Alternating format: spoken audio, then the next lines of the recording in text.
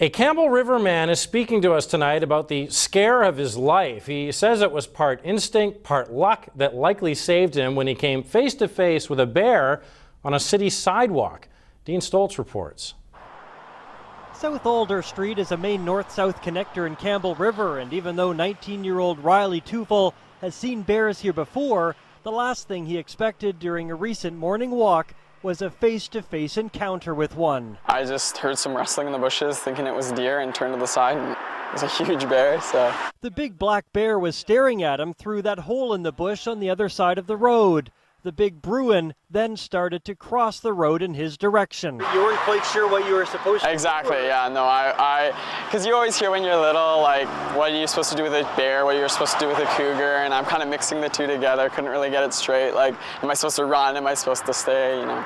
And as you're standing here debating that, it's actually starting to come moving closer and closer, yeah, across the road, yeah. So at what point did you decide, okay, I better... It was a little over halfway across the road, and I could tell it wasn't going to go away, so I figured best thing was to play dead. So that's exactly what he did, lying down on the sidewalk, thinking his best chance at survival was to pretend he was already dead. But the bear didn't lose interest, at least not yet. It approached Riley and sniffed him from head to toe for about 30 seconds. I couldn't feel the fur, but I could smell it good enough to know that that was the bear right there.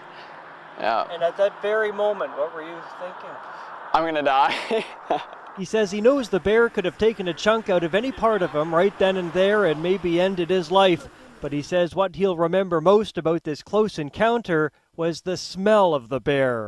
Like garbage and poo, just everything nasty you put together was just not a good smell, wretched smell. Plus, I'm sure the intensity of it just didn't help, right? Not gonna shake that from my mind, that smell. He says the entire encounter lasted about 5 minutes and fortunately ended when a vehicle finally came by. 2 men inside honked the horn, scaring the bear away. And at the time I was like, I saw a bear, it was in my face. And now I'm like, I'm really lucky to be walking away with that, so yeah.